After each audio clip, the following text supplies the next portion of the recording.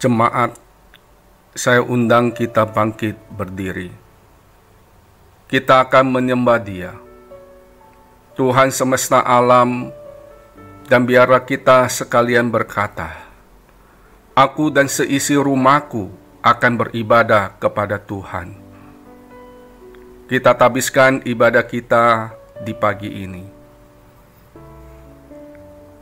Pertolongan bagi kita datangnya dari Tuhan yang menjadikan langit dan bumi, yang memelihara kesetiaannya sampai selama-lamanya, dan yang tidak pernah meninggalkan perbuatan tangannya.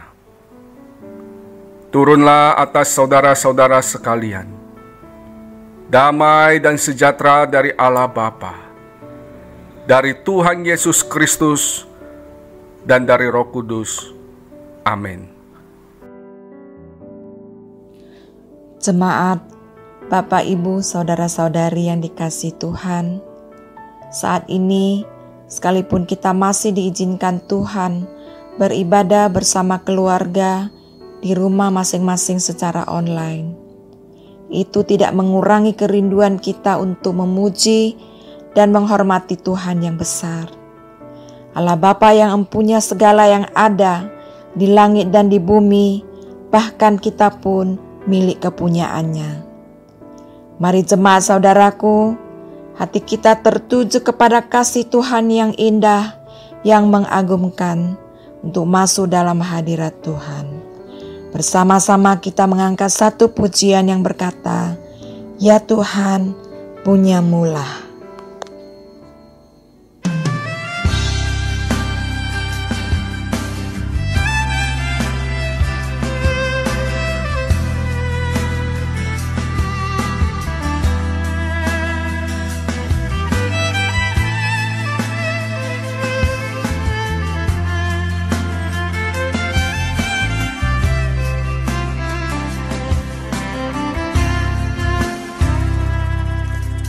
Ya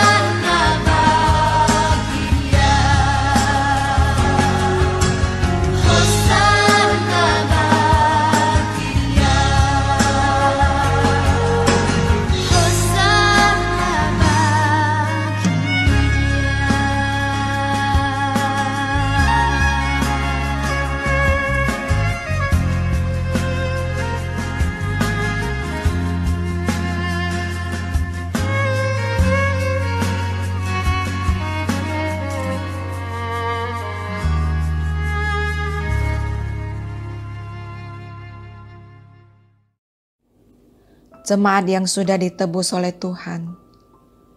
Mujizat terbesar sudah Tuhan anugerahkan lewat kasih pengorbanan Kristus di atas kayu salib yang mulia. Dan sampai saat ini kita masih menikmati bonus anugerah mujizatnya Tuhan atas hidup kita. Baik itu nafas kehidupan, kesehatan, dan damai sejahtera Allah yang senantiasa menyertai kita, pribadi lepas pribadi. Untuk itu, mari kita mengucap syukur secara pribadi kepada Tuhan. Dan kita mohon berkat pengampunan dosa atas pelanggaran-pelanggaran kita yang melukai hati Tuhan. Kita mengakuinya dengan sejujur-jujurnya. Kita mohon pengampunan dan tuntunan Roh Kudus menyertai kita untuk tetap taat dan setia akan firman-Nya, dengan berani berjuang hidup kudus seperti yang Tuhan mau. Mari secara pribadi kita mengucap syukur dan mohon pengampunan dosa.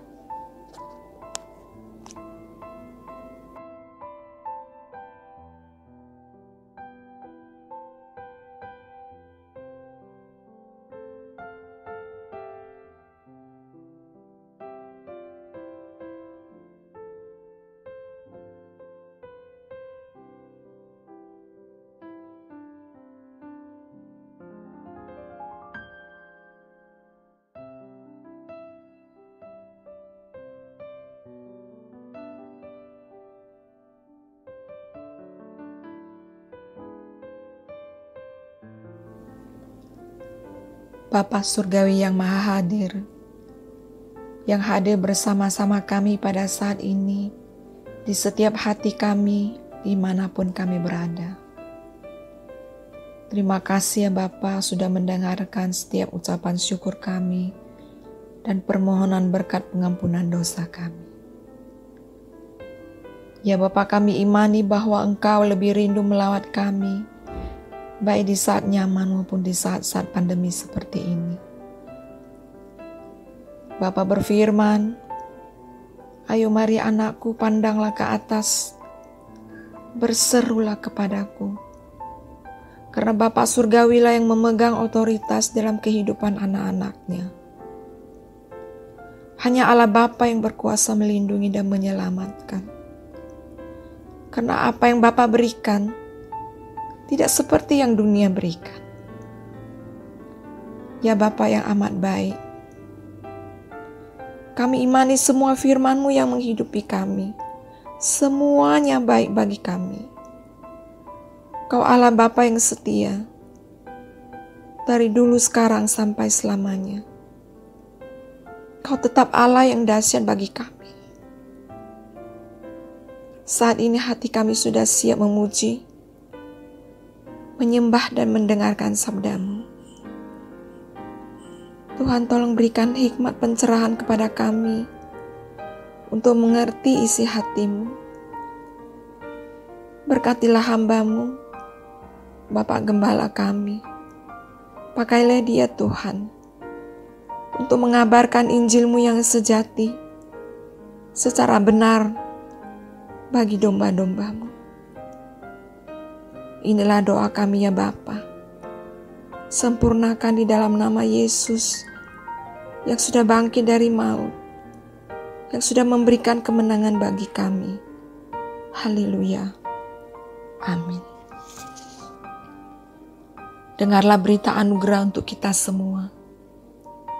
Kepada semua orang yang mengaku dosanya dengan sungguh-sungguh dan menyesal karena telah menempuh jalan demikian.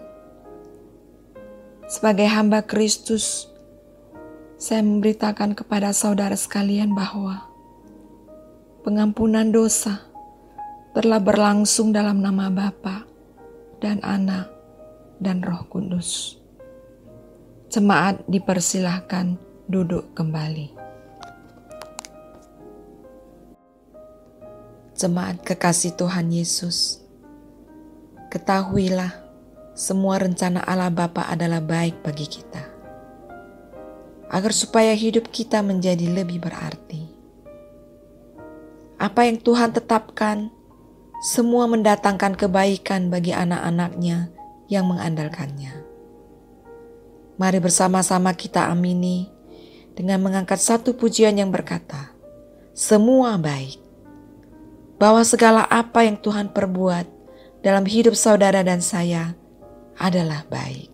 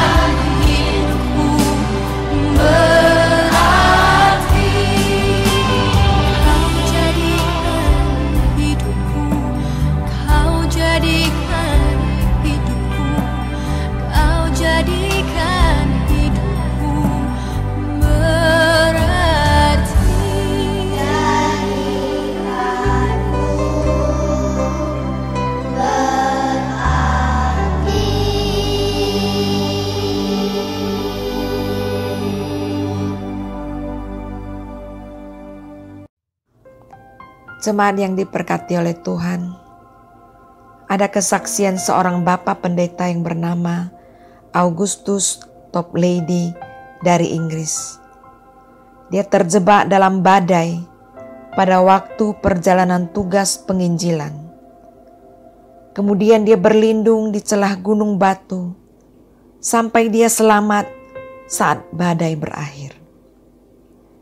Kemudian dia merenungkan bahwa sesungguhnya Allah yang Maha Kuasa yang dia imani, kuat seperti gunung batu yang teguh, adalah tempat perlindungan yang aman bagi umatnya.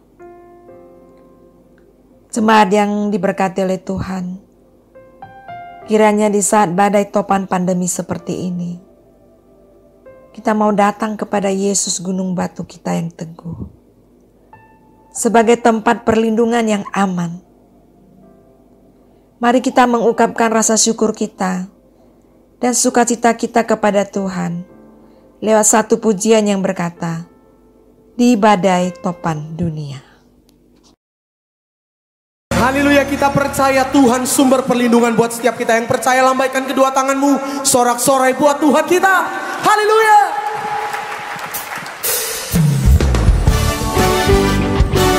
Engkau perlindungan, keselamatan, dan penolong dalam hidup kami ya Tuhan.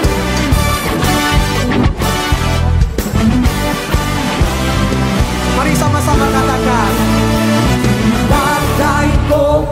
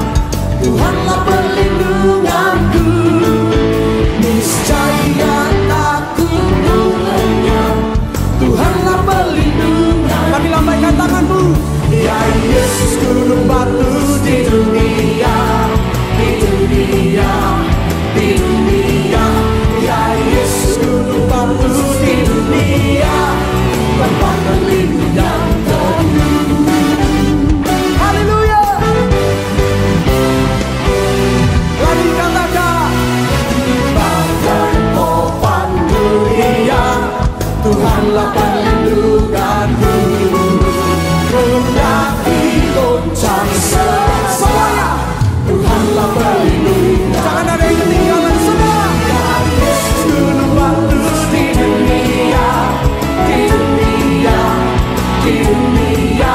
Ya Yesus gunung batu di dunia, tempat berlindung yang teduh. Ya Yesus gunung batu di dunia, di dunia, di dunia. Ya Yesus gunung batu di dunia, tempat berlindung yang teduh.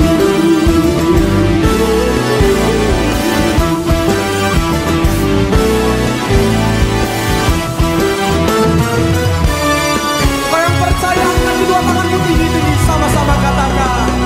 Ya Yesus gunung batu di dunia, oh di dunia, di dunia. Ya Yesus gunung batu di dunia, tempat berlindung. Lebih lagi buat Tuhan kita. Ya Yesus gunung batu di dunia, oh di dunia, di dunia. Ya Yesus gunung batu di dunia, tempat berlindung yang teduh, tempat berlindung yang teduh, tempat berlindung yang teduh.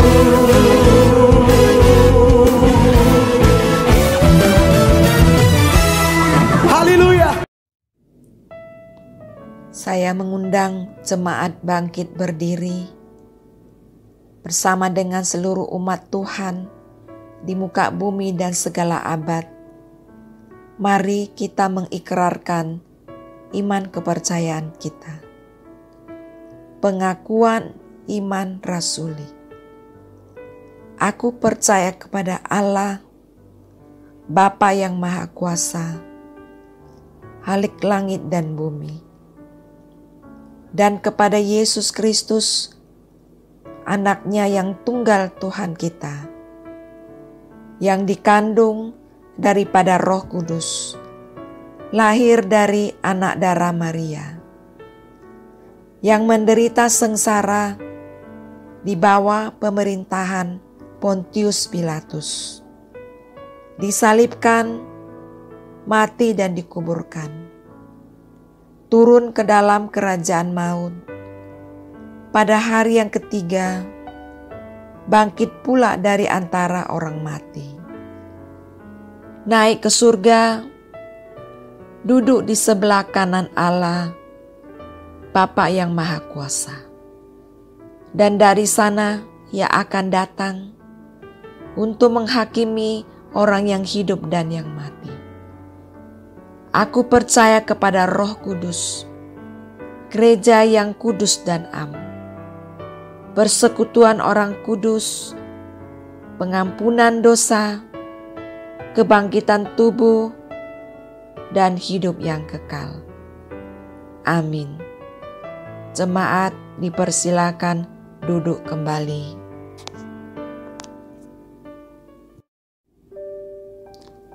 Jemaat sahabat firman Tuhan, saat ini kita akan mempersiapkan hati dan pikiran kita menerima sabda Tuhan yang akan disampaikan oleh Bapak Gembala kita, Panuse.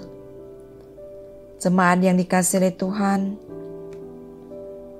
hikmat Tuhan yang dalam kadang tak terselami oleh pikiran manusia. Dalam situasi apapun, Tuhan mempunyai otoritas melakukan apa saja. Namun Tuhan mau kita tetap percaya bahwa kedaulatan Tuhan tidak pernah salah. Karena hidup kita bukan tentang sekarang, tapi tentang kekekalan bersama dengan Dia. Mari bersama-sama kita angkat pujian yang berkata, Engkaulah perisaiku. Bahwa Tuhan seperti perisai yang senantiasa menopang dan memberikan kekuatan untuk bertahan di tengah badai.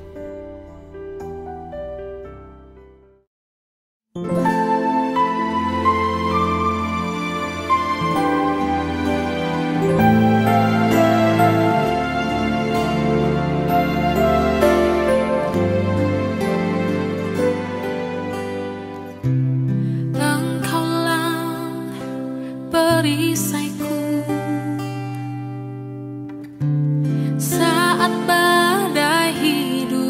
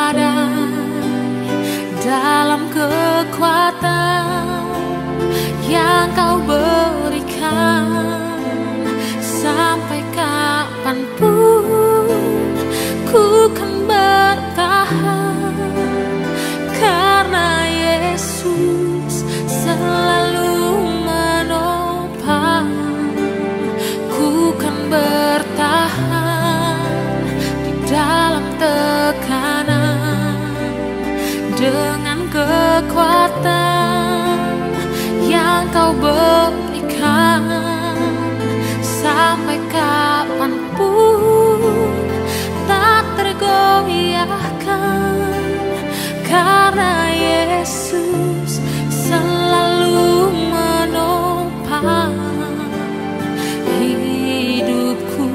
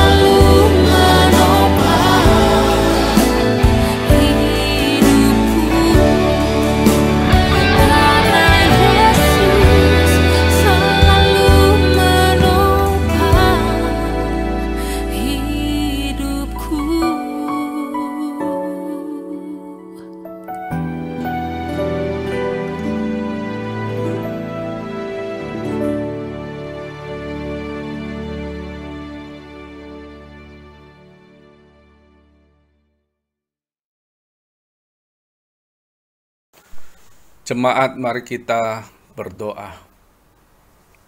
Ya Tuhan, kami bersyukur oleh karena anugerah-Mu kami dapat beribadah kepada-Mu saat ini.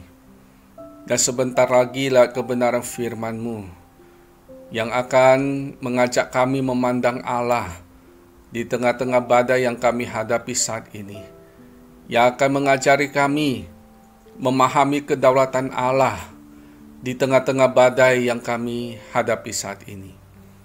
Kami berdoa, ya Tuhan, kiranya kuasa firman Tuhan melawan setiap kami yang beribadah saat ini, sehingga sungguh kami mengerti, memahami, dan tahu bagaimana kami harus menyikapi badai yang sementara kami hadapi ini dengan tepat dan benar. Kami kembalikan segala pujian, hormat, dan kemuliaan hanya bagi Engkau saja. Di dalam nama Tuhan kami Yesus Kristus, kami menyambut kebenaran firman-Mu. Amin. Jemaat yang dikasihi oleh Tuhan Yesus Kristus, kita akan merenungkan kebenaran firman Tuhan dengan tema memandang Allah di tengah badai atau kedaulatan Allah di tengah badai. Di awal khotbah ini, kita akan membaca dua bagian kebenaran firman Tuhan, yaitu terambil di dalam kitab Mazmur pasal 24, ayat yang pertama sampai dengan ayat yang kedua, dan kitab 1 Tawarik pasal 29 ayat yang ke-11.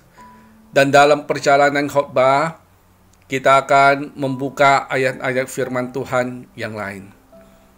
Baik jemaat, kita akan memulai dengan dua ayat yang pertama, yaitu di dalam kitab Mazmur pasal 24, ayat yang pertama sampai dengan ayat yang kedua. Demikianlah firman Tuhan. Tuhanlah yang empunya bumi serta segala isinya, dan dunia serta yang diam di dalamnya. Sebab Dialah yang mendasarkannya di atas lautan dan menegakkannya di atas sungai-sungai. Saya ulangi sekali lagi. Mazmur 24 ayat yang pertama sampai dengan ayat yang kedua. Tuhanlah yang empunya bumi serta segala isinya, dan dunia serta yang diam di dalamnya. Sebab Dialah yang mendasarkannya di atas lautan dan menegakkannya di atas sungai-sungai. Bagian kedua, 1 Tawarik pasal 29 ayat 11. Ya Tuhan, punyamulah kebesaran dan kejayaan, kehormatan, kemasyuran, dan keagungan. Ya, segala-galanya yang ada di langit dan di bumi. Ya Tuhan, punyamulah kerajaan, dan Engkau yang tertinggi itu melebihi segala-galanya sebagai kepala. Jemaat yang dikasihi oleh Tuhan Yesus Kristus, bagaimana saya dan saudara memandang Allah di tengah badai ini, itu akan mempengaruhi cara kita menghadapi badai ini. Bagaimana kita memandang Allah di tengah badai ini, itu akan mempengaruhi suasana hati kita. Itu akan mempengaruhi tindakan-tindakan kita. Bagaimana kita memandang Allah di tengah badai ini, itu akan mempengaruhi keputusan-keputusan kita. Itu juga akan mempengaruhi keadaan kita sekarang dan nanti. Ada orang yang memandang Allah sebagai Bapa yang baik dan pasti akan melindungi anak-anaknya dari mara bahaya. Dengan pemahaman seperti itu, di tengah-tengah wabah COVID-19 ini, mereka tidak mematuhi himbauan pemerintah untuk di rumah saja. Mereka keluar rumah dan akhirnya terpapar virus corona ini. Perhatikan bagaimana mereka memandang Allah, memahami Allah. Itu mempengaruhi tindakan-tindakan mereka dan mempengaruhi keadaan mereka. Lalu ada orang lebih lagi. Mereka memandang Allah bukan hanya sebagai Bapa yang baik yang akan menjaga anak-anaknya. Bukan hanya memandang Allah sebagai penjaga yang tidak pernah tertidur dan terlelap yang akan melindungi anak-anaknya dari mara bahaya. Tetapi lebih dari itu, mereka punya pemahaman Allah yang baik pasti akan melindungi anak-anaknya. Apalagi ketika anak-anaknya keluar dari rumah di tengah-tengah COVID-19 ini untuk melakukan perbuatan-perbuatan baik. kegiatan-kegiatan keagamaan, dan lain sebagainya. Nah, berdasarkan pemahaman seperti ini, orang-orang ini keluar rumah dan tidak mengindahkan himbauan pemerintah untuk physical distancing. Dan akhirnya orang-orang ini juga terpapar COVID-19 ini. Sekali lagi perhatikan, bagaimana mereka memandang Allah, bagaimana mereka memahami Allah, itu mempengaruhi tindakan-tindakan mereka dan juga mempengaruhi keadaan mereka. Mereka memandang Allah itu adalah Allah yang baik, Bapa yang mengasihi anak-anaknya, yang tidak pernah tertidur terlelap, pasti akan menjaga dan melindungi anaknya dari mara bahaya, apalagi kalau anaknya itu keluar rumah dengan maksud dan tujuan untuk melakukan pekerjaan-pekerjaan baik dan kegiatan-kegiatan agama. Lalu bagaimana dengan peristiwa-peristiwa di bawah ini yang kita baca dari berita-berita online, yang kita dengar, dan yang kita nonton di televisi? Ada pendeta yang meninggal akibat COVID karena melakukan perbuatan baik, membesuk jemaat yang terkena COVID. Lalu pertanyaannya, mengapa Allah tidak melindunginya? Ada ratusan tenaga medis di seluruh dunia terpapar COVID karena melakukan perbuatan baik, berjuang menolong pasien COVID. Mengapa Allah tidak melindungi mereka? Ribuan orang terpapar COVID setelah melakukan kegiatan keagamaan di KL. Lalu mengapa Allah tidak melindungi mereka? Banyak penderita dan jemaat terpapar COVID karena melakukan kegiatan keagamaan. Sekali lagi pertanyaannya, mengapa Allah tidak melindungi mereka? Beberapa orang lanjut usia meninggal akibat COVID setelah menghadiri ulang tahun cucu mereka. Dan itu adalah perbuatan baik. Mengapa Tuhan tidak melindungi mereka? Artinya, orang-orang Kristen bahkan pendeta yang adalah anak-anak Allah tetap terpapar COVID juga. Apakah Allah lupa bahwa mereka adalah anak-anak Allah? Atau Allah menganggap mereka bukan anak-anaknya karena satu alasan yang lain, sehingga secara sengaja Allah tidak melindungi mereka?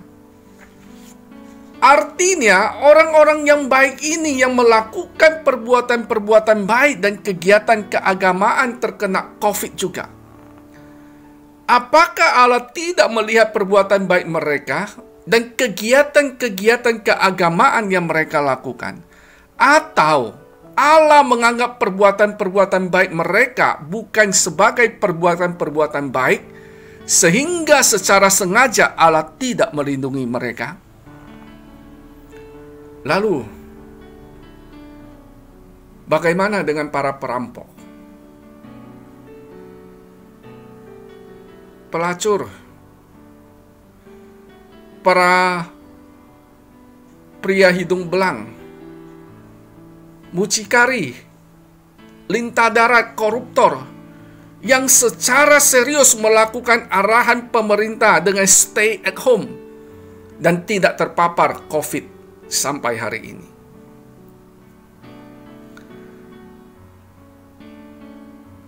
Saudara yang dikasihi oleh Tuhan Yesus Kristus, mengapa Allah tidak melindungi orang-orang yang kita bicarakan tadi?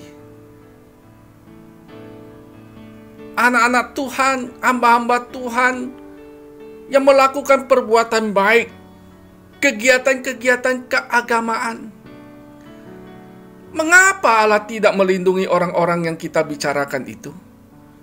Bukankah Allah penjaga yang tidak pernah tertidur dan terlelap? Mengapa Allah tidak segera mengangkat wabah ini dari muka bumi? Bukankah Allah Maha Kuasa yang sanggup melakukan apa saja? Mengapa Allah membiarkan umat manusia menderita karena wabah ini? Bukankah Allah pengasih dan penyayang? Mengapa Allah tidak mendengarkan seruan umatnya meminta tolong? Bukankah Allah Maha mendengar setiap seruan umatnya? Perkataan Allah dalam Alkitab tidak mungkin salah. Apa yang Allah katakan tentang dirinya di dalam Alkitab itu benar. Allah adalah penjaga yang tidak pernah tertidur dan terlelap, itu benar. Allah Maha Kuasa, itu benar. Allah pengasih dan penyayang, itu benar. Allah Maha mendengar, itu benar. Dan saya dan saudara tidak perlu dan tidak ada yang perlu diragukan tentang Allah. COVID ada di bawah kuasanya dan Allah sanggup melindungi kita dari COVID. Bahkan Allah sanggup mengangkat wabah corona dari buka bumi seketika. Pertanyaannya, mengapa Allah belum lagi mengangkat wabah ini? Mengapa Allah membiarkan wabah ini merajalela? Saudara, kita perlu ingat bahwa sifat Allah yang satu berkaitan dengan sifat Allah yang lain. Dia adalah Allah yang Maha Kuasa, dan Dia bisa melakukan segala hal. Semua dapat dilakukan oleh Allah. Ingat, semua dapat dilakukan oleh Allah. Tapi sifat Allah yang satu tidak mungkin menggugurkan sifat Allah yang lain. Kemahakuasaannya tidak boleh menghilangkan kedaulatannya. Allah Maha Kuasa, yes. Tapi jangan lupa Allah juga berdaulat. Nah saudara, mari kita memandang Allah di tengah-tengah badai COVID yang kita hadapi ini.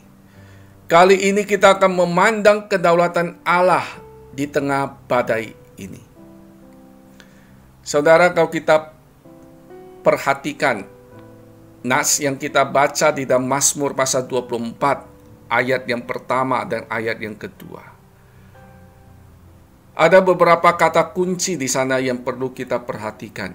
Yang pertama adalah empunya, artinya pemilik. Yang kedua, mendasarkannya, menegakkannya. Nah saudara, kedua kata ini menunjuk kepada tindakan penciptaan Allah dalam Kejadian 1. Bumi dan segala yang diam di dalamnya termasuk kita adalah milik Allah secara mutlak. Karena Dia yang menciptakan semuanya itu.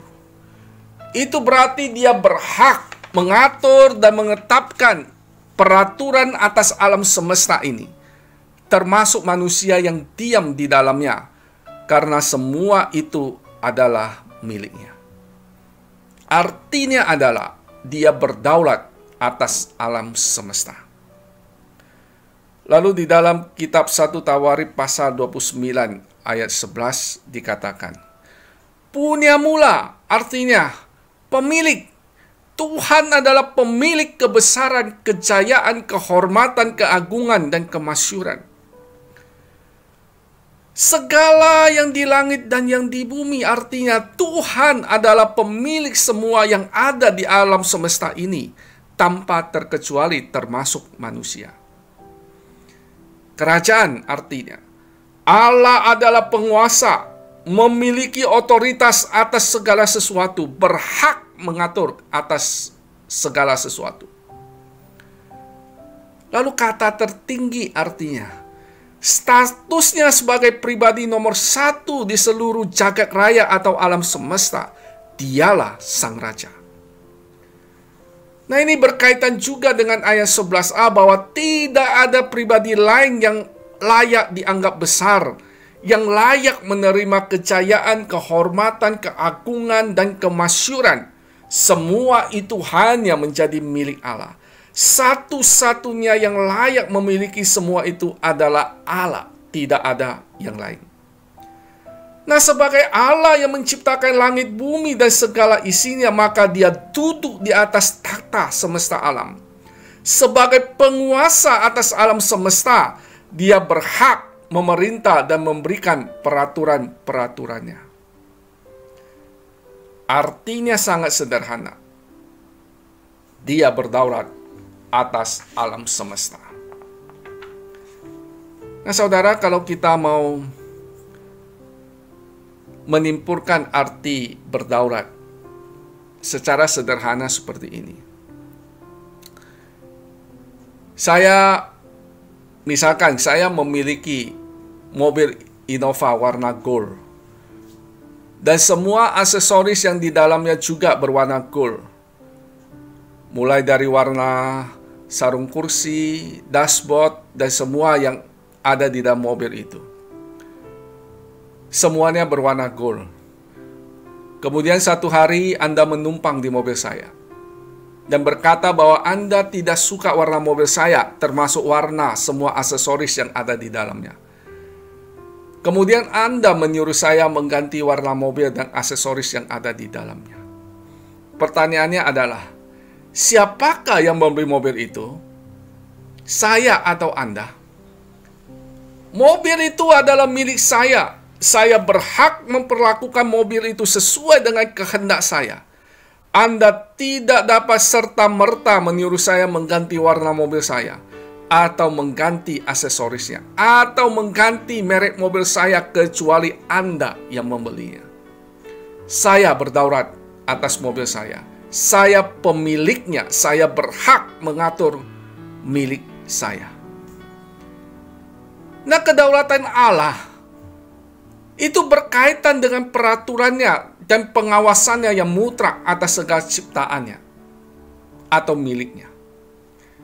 Jadi Allah berdaulat artinya Allah membuat peraturan-peraturan sekaligus berhak mengatur semuanya sesuai dengan kehendak dan keinginannya. Allah berdaulat artinya Allah mengawasi segala hal yang terjadi di dunia ini, baik menyangkut alam semesta maupun menyangkut manusia yang hidup di dalamnya. Allah menguasai secara mutlak kejadian dan peristiwa manusia. Segala sesuatu yang terjadi di dunia ini disebabkan oleh Allah atau diizinkan oleh Allah. Jadi, apapun yang terjadi di dalam kehidupan kita, bisa itu dilakukan oleh Allah, dan bisa itu diizinkan oleh Allah. Semua berada di dalam kekuasaan, kewenangan, dan pengawasan Allah. Tidak ada sesuatu pun yang terjadi di dunia ini di luar pengetahuan dan pengawasan Allah. Secara sederhana, kedaulatan Allah berarti Allah berhak melakukan apa saja yang diinginkannya atas ciptaannya atau miliknya. Itulah kedaulatan Allah. Nah, saudara, apa implementasi dari kedaulatan Allah dalam kehidupan kita hari lepas hari? Di dalam Mazmur pasal 135 ayat 6 dan Yesaya 45 ayat 6b dan ayat yang ke-7 memberitahukan kepada kita bahwa Allah mengatur segala sesuatu. Mazmur 135 ayat 6 berbunyi demikian.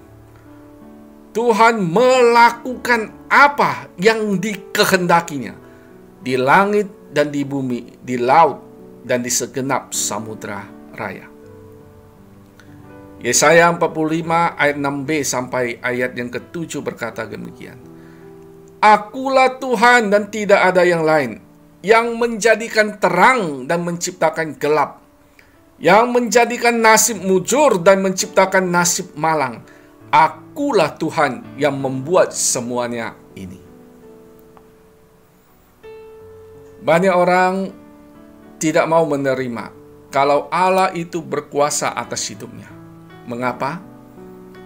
Karena kebanyakan orang ingin hidup bebas, ingin mengatur dirinya sendiri sesuai dengan kehendaknya dan kemauannya, ingin melakukan apa saja yang diinginkan dan dikehendakinya, ingin menikmati semua hasrat dan keinginan diri sendiri dan bukan kemauan pihak lain. Tetapi kenyataan yang harus diterima adalah Allah adalah Raja. Dia adalah penguasa hidup kita.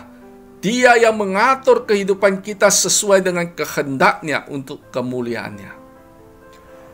Tidak ada satupun yang ada di alam semesta ini yang luput dari tangan Allah. Allah mengawasi semuanya. Kelihatannya dia tidak memerintah atas kehidupan manusia, tetapi sesungguhnya dia mengawasi segala sesuatu yang terjadi di alam semesta ini. Ketika kita berada dalam keadaan yang baik, sehat, tercukupi, semua yang kita lakukan berhasil, apa yang kita inginkan terjadi dan semua terasa begitu menyenangkan, Allah terlibat dalam keadaan itu. Allah yang membuat keadaan itu, dan kalau bukan Allah yang membuatnya, Allah mengizinkan atau Allah merestui semua keadaan itu. Allah mengawasi keadaan itu ada dalam kuasanya, keadaan itu ada dalam pengawasannya, keadaan itu ada dalam kedaulatannya. Allah memerintah atas keadaan itu. Ketika kita berada dalam keadaan yang tidak baik, usaha yang gagal atau seret, kesehatan yang terganggu, ekonomi yang morat-marit, konflik dan tekanan, masalah, kegagalan, apa yang kita harapkan tidak menjadi kenyataan, keadaan begitu kacau, Allah juga terlibat dalam keadaan itu. Allah yang membuat keadaan itu, dan kalau bukan Allah yang membuatnya, Allah mengizinkan dan merestui semua keadaan itu. Allah mengawasi keadaan itu ada dalam kuasanya, keadaan itu ada dalam pengawasannya, keadaan itu ada dalam kedaulatannya. Allah memerintah atas keadaan itu. Sekarang kita mengalami badai corona. Dan saya ingin memberitahu kepada saudara bahwa Allah berkuasa di tengah-tengah badai ini. Allah mengawasi badai ini. Allah yang mengendalikan badai ini. Dalam kedaulatan Allah, bisa saja badai ini sengaja dibuat oleh Allah untuk mencapai maksud-maksud dan rencananya bagi kemuliaannya. Dalam kedaulatan Allah, bisa saja badai ini disebabkan oleh manusia, tetapi diizinkan oleh Allah terjadi untuk mencapai maksud-maksud dan rencananya bagi kemuliaannya. Intinya adalah Allah berdaulat. Allah mengatur segala sesuatu sesuai dengan kehendak dan maksudnya. Allah memutuskan segala sesuatu. Allah itu berdaulat atas alam semesta. Allah berdaulat atas kehidupan manusia. Jadi segala sesuatu yang terjadi tidak pernah karena sebuah kebetulan. Kita tidak dapat berkata, kebetulan saja dunia ini dihantam badai pandemi corona ini. Kebetulan saja Indonesia dihantam badai corona ini. Kebetulan saja kota Sorong dihantam wabah corona karena ada yang membawa virus itu ke Sorong. di dalam tangan Allah. Tidak ada satupun yang kebetulan terjadi. Segala sesuatu yang terjadi dalam kehidupan kita, baik atau buruk, semua harus melewati tangan Allah. Jika sesuatu itu tidak lolos dalam seleksi tangan Allah, maka itu tidak akan pernah terjadi. Allah memegang kendali atas kehidupan ini. Tidak ada satupun yang terjadi di luar kendali Allah. Artinya apa? Allah yang memutuskan segala sesuatu boleh atau tidak boleh terjadi. Saudara, badai corona ini sama sekali tidak akan pernah terjadi kalau Allah memutuskan untuk tidak terjadi. Sekalipun ada desas-desus bahwa virus ini diciptakan atau dilepaskan oleh pihak-pihak tertentu untuk menciptakan kekacauan. Tetapi kalau hal itu tidak lolos dari seleksi jari-jari Allah, maka badai corona tidak akan pernah terjadi. Kenyataan yang terjadi adalah Allah membuat badai corona atau Allah mengizinkan badai corona melanda dunia. Itu tidak kebetulan. Allah telah memutuskan bahwa badai ini akan menghantam dunia. Sekali lagi, bukan kebetulan, bukan di luar kendali Allah, tetapi ada dalam keputusan Allah.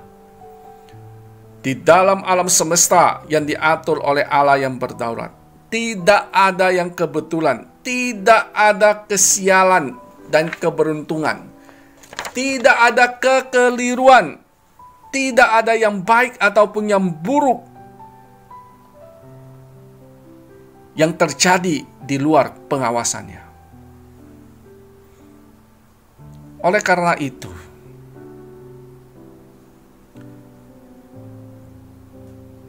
sangat perlu sekali kita memiliki perspektif yang benar. Perspektif kita dalam memandang Allah di tengah-tengah badai yang sedang kita hadapi ini, itu sangat penting. Karena apa pandangan kita tentang Allah akan mempengaruhi cara kita dalam menghadapi badai ini. Kita tahu sekarang bahwa Allah berdaulat atas badai corona yang sedang kita hadapi.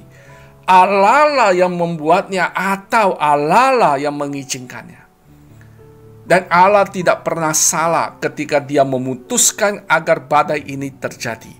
Dia tentu punya maksud, Dia pasti punya rencana. Dan sekarang yang terpenting adalah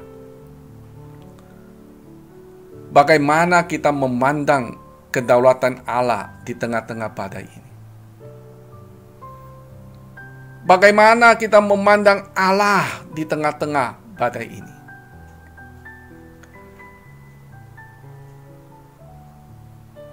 Di dalam 1 Tesalonika pasal 5, ayat yang ke-9 sampai dengan ayat yang ke-10. Berbunyi demikian. Karena Allah tidak menetapkan kita untuk ditimpa murka, tetapi untuk beroleh keselamatan oleh Yesus Kristus Tuhan kita, yang sudah mati untuk kita supaya entah kita berjaga-jaga, entah kita tidur, kita hidup bersama-sama dengan Dia.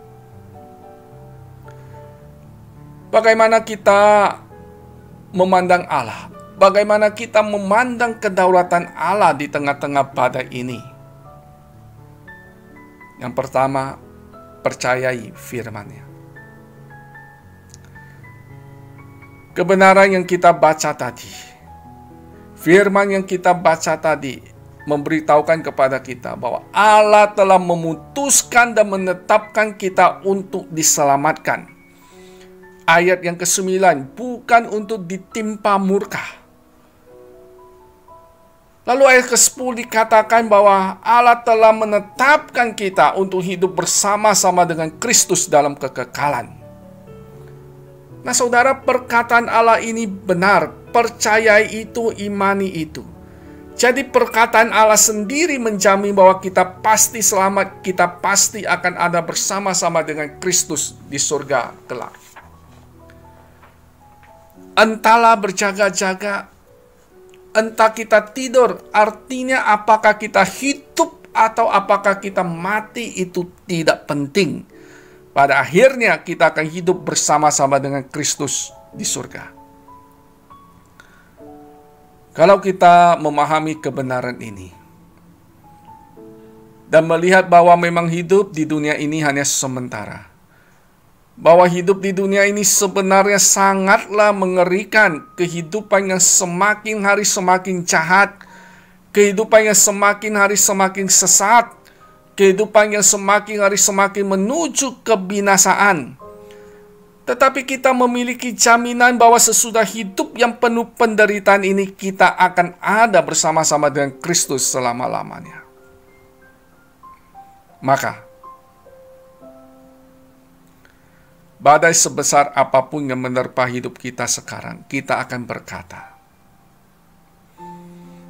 itu tidak akan menjadi masalah. Aku tidak akan menganggap itu masalah.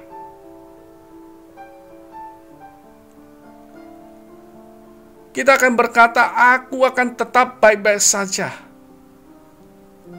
Bukan karena keadaanku baik, tetapi karena aku merasa bahwa aku baik-baik saja sebab aku tahu Allah yang memegang kendali.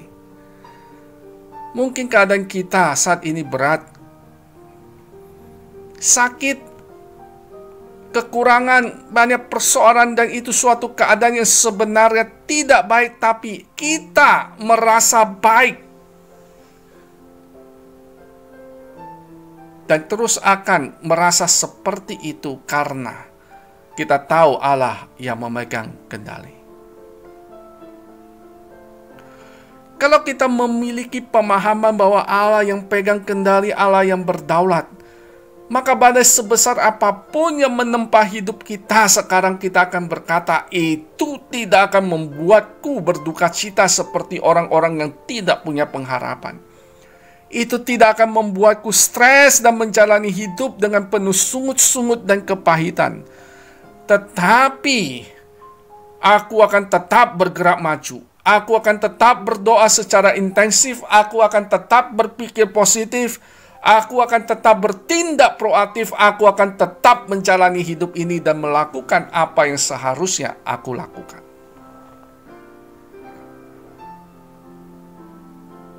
Saudara, mungkin benar, kita akan menderita karena wabah yang dibuat atau diizinkan oleh Allah ini. Keadaan ekonomi kita menjadi morat-marit dan kita mengalami kekurangan, mungkin tidak dapat mencukupi kebutuhan hidup kita. Usaha kita menjadi terganggu dan kita mengalami kesulitan keuangan sekalipun tidak kelaparan.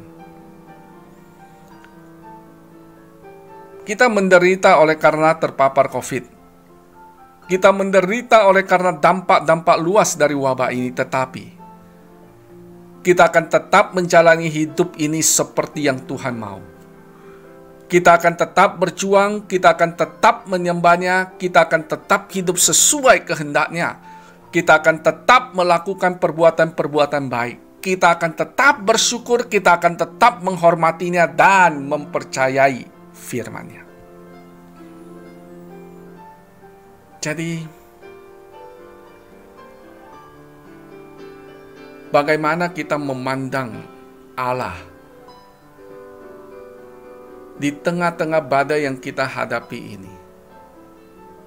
Bagaimana kita memandang kedaulatan Allah di tengah-tengah badai yang kita hadapi itu, yang kita hadapi ini sangat penting. Itu akan mempengaruhi dan menentukan apa yang akan kita buat.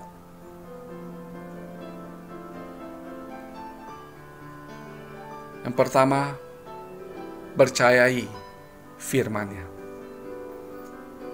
Yang kedua, percayai keputusannya.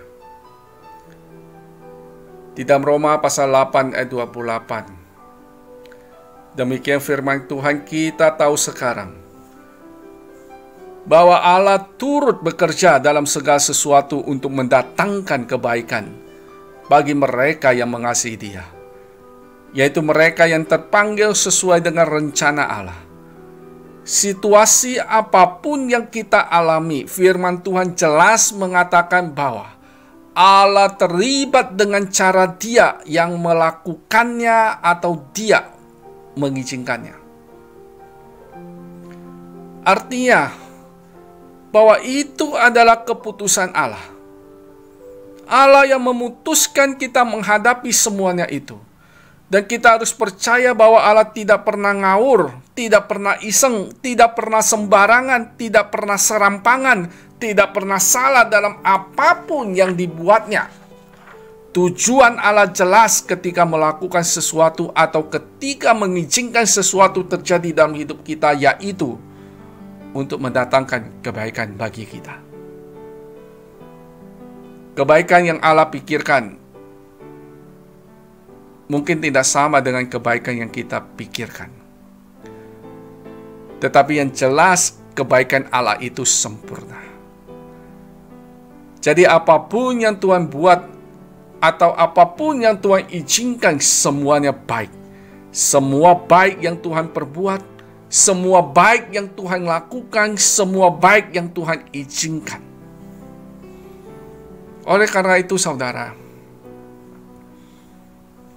jangan hanya memandang badai ini, karena itu akan melemahkan kita. Tetapi mari kita pandang Allah, pandang kedaulatan Allah. Allah berdaulat atas badai ini. Allah yang membuat sehingga badai ini terjadi. Allah yang mengizinkan badai ini terjadi. Dan tujuan Tuhan jelas untuk mendatangkan kebaikan bagi orang-orang yang mengasihinya. Kita tidak tahu kapan badai ini akan berlalu. Tapi kita yakini, kita imani badai ini pasti berlalu. Cuma kapan? Tidak ada seorang pun yang tahu. Hanya memprediksi, memperkirakan. Kira-kira bulan ini, bulan itu badai akan berlalu. Lalu, oleh karena wabah ini telah terjadi dalam waktu yang cukup lama, memakan waktu yang berbulan-bulan, maka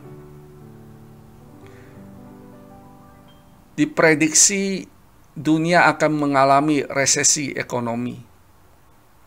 Pertumbuhan ekonomi dunia diprediksikan -2 atau -3. Begitu juga yang akan terjadi atas perekonomian Indonesia. Pertumbuhan perekonomian Indonesia diperkirakan akan minus sekian persen. Lalu yang akan kita hadapi ke depan bukan hanya resesi ekonomi, bukan hanya krisis ekonomi, tetapi juga kemungkinan besar kita akan mengalami yang namanya krisis pangan. Oleh karena adanya wabah,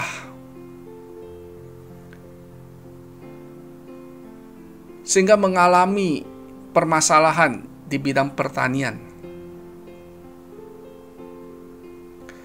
Negara-negara penghasil padi ke depan diperkirakan tidak akan mengekspor padi mereka. Apa yang ada pada mereka, mereka akan gunakan untuk kebutuhan dalam negeri. Oleh karena mengalami krisis pangan, dunia akan mengalami krisis pangan. Lalu melihat keadaan yang ada, PHK, pengangguran, yang angkanya melesat tajam. Dan itu semua akan mengakibatkan orang menjadi miskin, kekurangan, kelaparan, dan sangat besar kemungkinan akan terjadi kerusuhan, kejahatan, perampasan, dan lain sebagainya ke depan. Ini situasi yang mungkin akan kita hadapi. Tetapi sekali lagi, mari kita memandang Allah, memandang kedaulatan Allah. Bahwa tidak ada sesuatu pun yang bisa terjadi kalau Dia tidak izinkan itu terjadi. Dan kalau itu Dia izinkan terjadi, maka ada maksud dan tujuannya untuk kemuliaannya dan untuk mendatangkan kebaikan bagi kita. Oleh karena itu, apapun badai yang akan kita hadapi ke depan, oleh karena dampak dari wabah corona ini, pandanglah Allah, pandanglah kedaulatan Allah itu.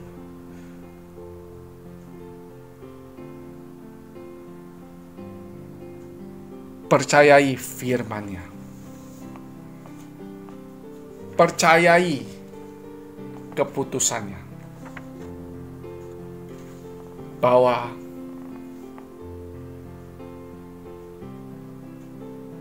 semuanya itu mendatangkan kebaikan bagi kita.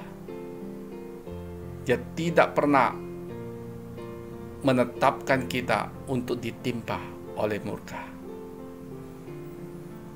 Tuhan Yesus menolong dan memberkati kita.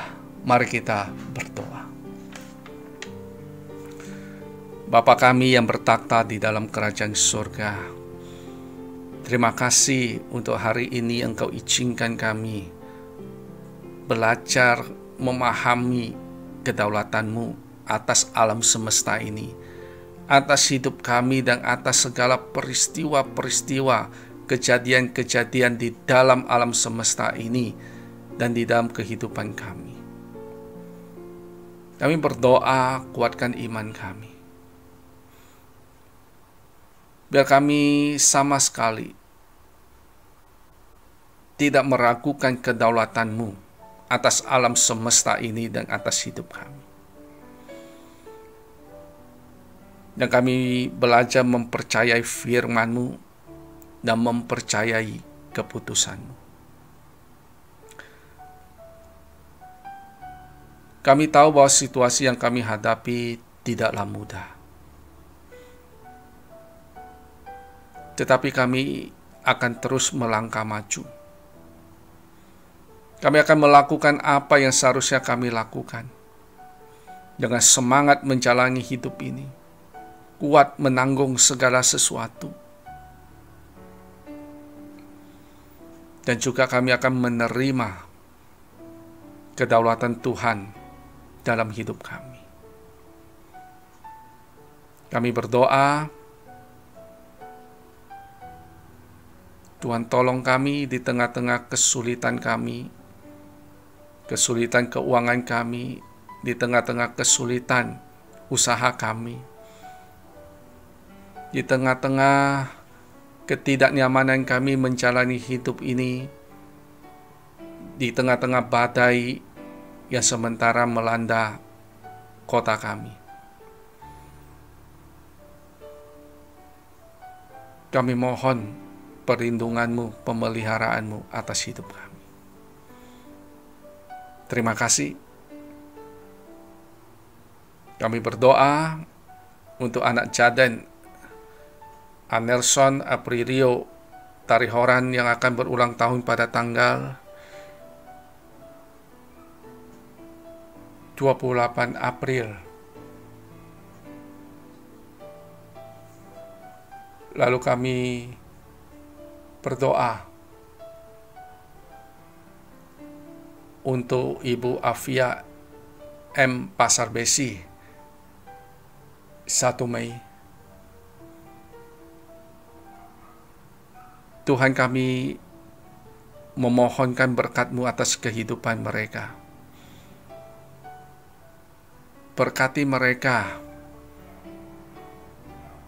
dengan kasih yang melimpah-limpah, yang meluap-luap dalam hati mereka, baik kasih kepada Engkau maupun kasih kepada sesama.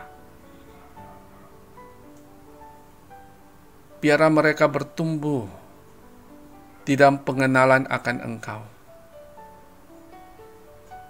Makin mengenal Engkau, makin memiliki persekutuan pribadi yang intim dengan Engkau.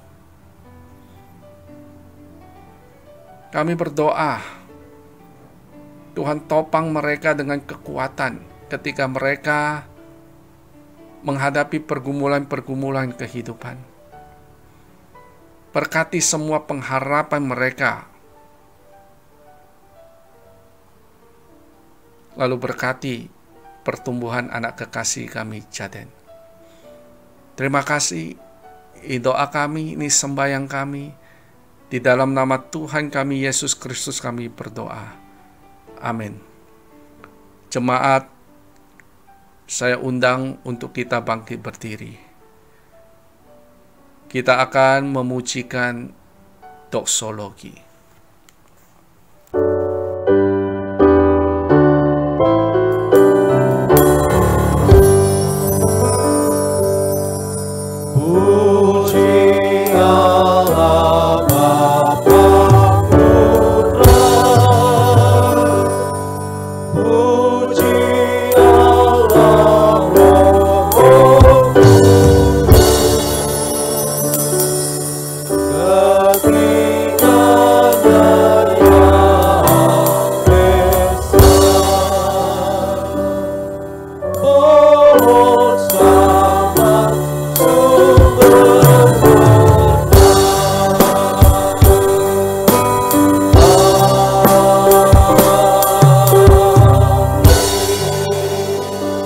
Jemaat, mari kita pandang kepada Tuhan, dan dengan iman yang teguh terimalah berkat Tuhan.